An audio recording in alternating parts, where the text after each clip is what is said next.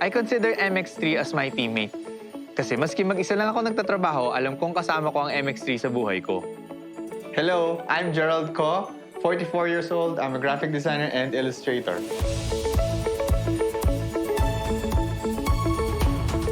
Malaki talaga natutulong ng MX3 sa trabaho ko. It helps me become more productive and churn out better quality work for my clients. Based kasi sa research na basa ko, it helps avoid yung pain sa kasukasuan, ganyan sa likod. At least you are able to focus more on other things like this one, the work here. When I know na I have a heavy day, I make sure na I take MX3.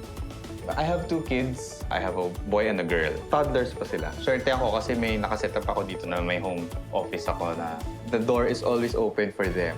I welcome the distraction.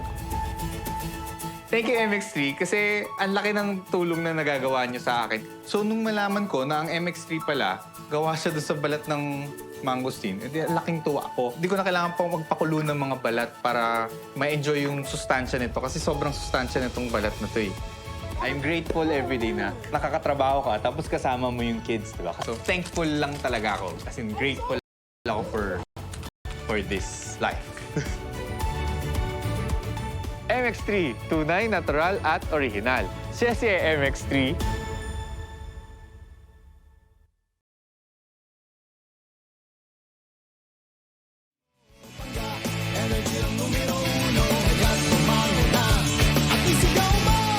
Same, pero iba.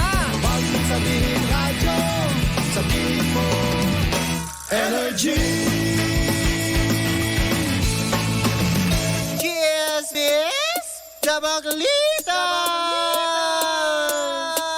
With Tita Cora and Kapitana Sisa. Same, pero iba. We are number 106.7 Energy FM. Bangga! Wag mong sabihing radyo. Sabihin mo. Oh, diba? Kamunti ka na kung lamunin ng background, diba? Oh, buti pa ikaw nilamon-lamon ng Ang sarap background. kayang malamon ng buo. Oy! Isang magandang umaga sa lahat ng ating mga pangga na nakatutok pa rin sa Baklitas. Muli po Yes. ako si Kapitana Sisa. At ako naman po ang inyong Tita Cora. At eto na ang Baklitas sa Woo Woo Woo! Ay mo sa inyong lahat dyan. At syempre sa mga naghahanap buhay ngayon na sa mga lansangan. Hi po sa inyong lahat. Lahat ng mga nasa pampublikong sasakyan. Tricycle man yan, Grab man yan, taxi man yan, UB Pedicab. Express man yan, diba? Pedicab na may mga radyo. Hello po sa inyong lahat. At syempre ang mga bus lines company, in fairness. Sino ba yung mga bus Nakaka- line companies na yan? Tulad na lang ng G-Liner, RRCG, St. Agustin, and a lot more. Yes, Yan. parang Bus and Friends.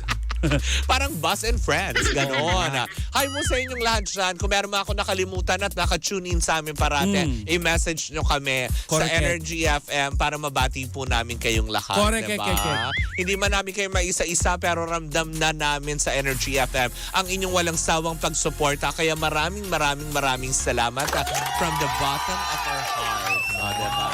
At syempre sa lahat po ng mga nagtabay naman at mga bumoto para sa ating Beauty Choice Award. Naway mamayang gabi, sama-sama natin saksihan kung talagang makukuha ba natin yung award.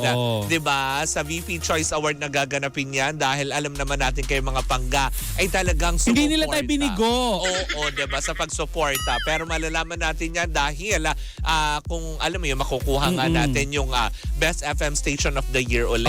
Ang Best Female DJ, ang Best Male DJ, ang Hall of Famer na si Cara, in fairness. Diba? At syempre yung carjack nila, diba? Kaya nga Carjack naman, arrest. Oo, kaya sama-sama natin pakatutukan yan, diba? Ang tabayanan niyan sa mga posting ng mga sa social media ng Energy Correct. FM. O, diba? At syempre gusto kong batiin si Ate Pearly Dolorpo. Maraming salamat sa napakasarap. Sa ano sasabihin mo? Ano? Maratsa. Hindi, para napag-isa ko yung marami at saka masarap na tsokolate. Marasa. Marasa pa. Maraming salamat po. Ayan, sa patsokolate ni Ate Pearly kasi mamayang gabi daw, lilipad na siya papuntang Jongko.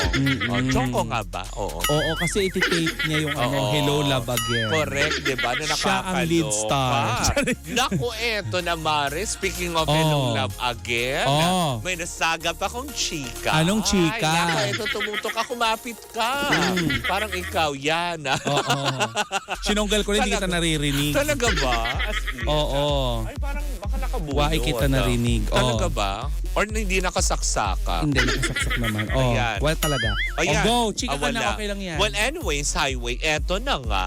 Alam mo ba kung bakit pala talaga na tinanggap at na-push itong Hello Love again? Again. Oh, bakit nga? Day, sabi sa usap-usapan na na-chikang nasagap ko, ay kasi may tinanggihang project. Itong si Catherine Bernardo daw.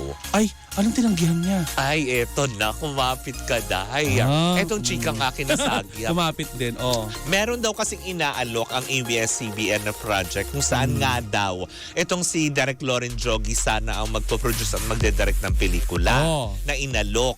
Actually, malaki naman daw ang talent fee na offer. Oh. Di Keme, okay naman na daw sana yung magiging usapan. Kaya lang nung tinanong kung sino makakatambal, Oh. nung sinabing si Daniel Padilla, ay may back out daw itong si Catherine. Ay, talaga? Oo, Day. Kumbaga parang syempre nalungkot kasi syempre homegrown A-lister talent siya ng kapamilya, diba? Oo. So parang ang sabi ng ibang mga chismosang kapitbahay natin is talagang up to now talaga at talagang diba nung pumirma nga naman siya ng kontrata. Sinabi naman niya na willing naman siya makatrabaho Yes. in the future but not now. Diba? So yun lang, parang medyo kaya daw pala siguro kasi diba matagal na usapin itong Hello Love again Oo. na walang kasiguruhan, walang ganito.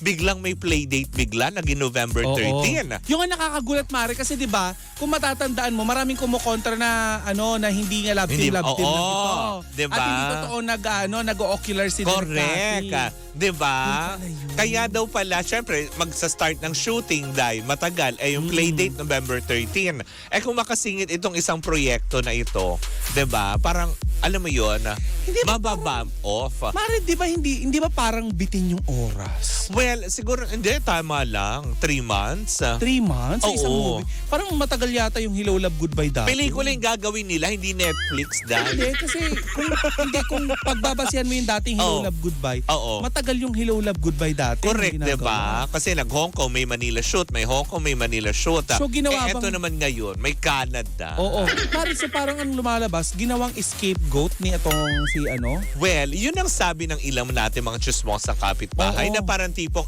sige, tanggapin ko na lang ito para matapos na yung usapin, wala nang project na ganito. Okay Oo. na, may project ako naka-line. Parang ganun Oo. daw ang peg. Para makaiwas siya sa project na ino-offer Oo. na kasama si Daniel. At My gosh. eto pa, Mare, ang nasagap ko. Kasi nga naman, syempre, ang Daniel Padilla, medyo hopya na. Kasi Oo. syempre, di ba, hopya it means hoping, di ba? Yung mga ganon. Kumaga parang kasi nasabi na sa kanya na may project. Syempre, very excited yung bata na kasi after the breakup, this is the first time ulit sana na magkakaroon sila ng chance. Kasi True. syempre, pag may project, Oo. magkakaroon niya ng, alam mo yon, ilang months na pagsasama. Siguro umaasa siya na doon niya pwedeng, alam mo yon, makabawi, Ma-win ma-explain, back. oo. Or yun nga, pag win back na magaganap. Kaya lang, nung nasabi na sa kanya na nag-back out, nag-back out din si DJ. Ay. Diba? Yun daw ang Nakakalungkot. sabi na nakakaloka. Kaya tuloy sabi ng ilan, ay ano to, iwas. Iwas talaga siya or ayaw na niya talaga ng mga ganun. Mas pinili niya na lang na kay Alden kaysa kay Oo, DJ. kasi 'di ba, wala naman din masama naman talaga, 'di ba? Pero kung hindi siguro natuloy kasi ito yung sanang after kasi ng mga pelikula nilang 'di ba, nagkanya-kanya sila ng pelikula 'di ba, bago yung break up 'di ba? Yes. Ito sana yung magiging comeback sana nila as Katniel na talagang pang blockbuster hit sana. Kaya lang naganap ang breakup, hindi natuloy, na bin-bin. Ngayon naman parang binubuhay ng ABS-CBN na inalok. Kahit pa sabihin mong malaki daw ang offer na talent fee, tinanggihan ni Kat kasi nga parang So, alam na natin. Oo. Wala na talagang pag-asa. Kasi, Mare, kung maaalala mo, kapasal. may naichika din ako dito sa Baklitas nung nakaraan na may natanong nga sa kampo ni Daniel Padilla at natanong Oo. kung may pag-asa pa magkakabalikan. Oo. At sinabi nung tao na yon, Tatay niya, di ba? hindi, Umaasa din. hindi dahil sa tatay, Oo. hindi yung tatay niya ang nagsalita nito. Oo. Pero galing daw sa sa kampo ni Daniel Padilla na malabo na daw nga magkabalikan. Dahil nga parang malabo yung pag-uusap nila at the same time itong si Daniel daw ay focus ngayon sa trabaho. Pero kung ganyan ang lumalabas na na balita, baka sinabi na lang ito ni DJ para hindi rin siya mapahiya. Well, actually, yun nga din ang tingin naman ng iba na parang nakakaawa naman din na kahit papaano. Kasi syempre, kung totoo man ito actually ito yung balita pa lamang na nag-surface all over the internet.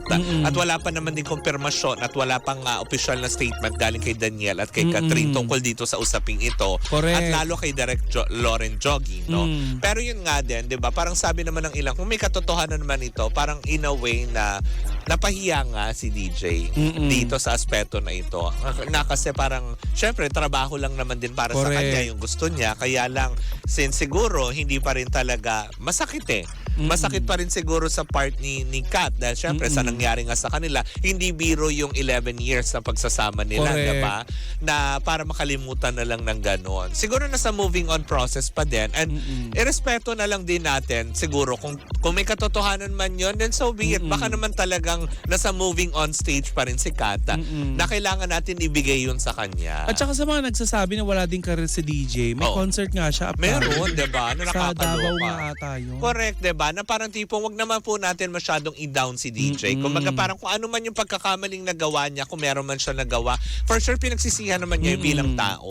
Diba? Hindi yung tipong tayo yung magdidikta kung anong dapat nilang gawin sa kanilang mga buhay at sa kanilang mga karera. Dahil unang-una, diba? Hindi na nila tayo pinakikialaman. Correct. Diba? Ang sasabihin ko. Diba? Ayaw makipagpelikula ni Catherine. Ay ayaw, Diba? diba? So anong pipilitin natin? Oo, Diba? Ano mo ipilit natin? Inofera na nga doon ng malaking TF. Hindi, ibig sabihin lang nito, wala yan sa halaga. Correct. Diba? Doon sa talagang importansya. Pero yun, sama-sama pa rin natin Pero ang mga isasuggest ko dyan, Mare, ang mga issue na hindi mapag-usapan sa barangay, harapin natin Tama. face to face. Ay, kay Chang Ami. Hindi, kay Chang Carla na pala. Mali. Klaka. Kay Chang Carla na pala. Pero yun na nga, diba? Pero nakakaawa naman din. Pero sana hindi totoo itong kumakalat na balita na ito. Baka naman At talagang kung totoo man, madaming priorities. Kaya alam naman natin si Kat ngayon very busy, 'di ba? Katatapos lang i-launch nung, 'di ba, yung tuna product na endorsement niya. 'Di ba? Ang dami, as in talagang dumaan man siya sa Bagyo, pero alam mo yon, na-focus siya sa naloka dami nga ng ako. trabaho naman. Kasi pag binubuksan ko yung TikTok account ko, siya bumubunga. Diba? Suot ang kanyang miniskirt na Correct, pula. diba? Napaka-sexy. Diba? Ganun talaga. Pangarap ko din maging ganun. Huwag na, Mare. Yung maging bathing suit. Madidikit ka sa sa ni ka. Ay, well, in trunks na lang. Be careful what you wish Yes, for. gusto ko na lang po maging trunks kasi gusto ko malapit sa mga lato-lato.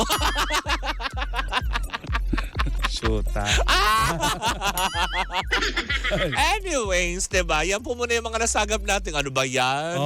O ano? Dahil binibigil, go na, diretso na. Ano nga yun? Wala. Pahamak ka. Anyways, mga bangga, diba? Wala pa rin kasiguruhan niya. Kaya wag po natin masyadong gawing big deal ang mga usapin. Basta ngayon, Mare. Ang mga official statement nila. Basta ngayon, mag-uumpisa na, malapit na mag-uumpisa ang Correct, shooting sa Alberta, ma'am. Canada. In fairness. Parang taga dun si din yung hometown ni Darren Espanto, Alberta. I'm not sure kung saan. I'm not sure, pero taga Canada sila, diba? Ng kanyang family. Tama ba? Comment down below. Anong kaya sila subdivision sa Canada? Camellia Homes. Gano'n. Ay, nabili na din ni Senator Sinta. Umabot na sila dun. Bakit? Ang taray Uy, hindi lang. magkakaroon daw ng tulay from Philippines to Alberta. Sige, kapag yan siningil nila sa gobyerno, alam niyo na, si Kapitana nagsabi yan. Siyempre, marami mga wow, magkakatulay diba? from Philippines to Yes, Alberta. hindi tayo mag-aeroplano. Pero 1 week ang travel period. Bullet train. Klaka. Anyway, Okay, siya po muna ang ating umating kamunchikahan on a Tuesday morning. Oo. Ayan, well, in the meantime, muli po ako po si Kapitana Sisa. At ako naman po yung Tita Cora. And we are still same pero iba. Tuloy-tuloy pa rin po ang ating tugtugan. Siyempre, dito po lamang yan sa number 106.7 Energy FM. Bangga, wag mong sabihing radyo. Sabihin mo,